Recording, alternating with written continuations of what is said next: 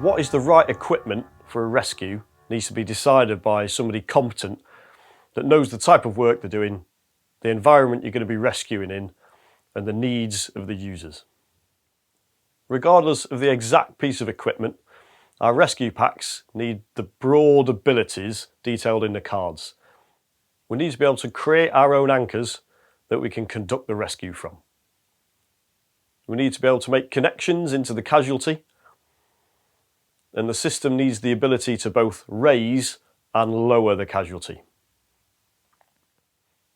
If our system isn't rigged to rescue, have we got the ability to make direct contact with the casualty to provide life-saving first aid?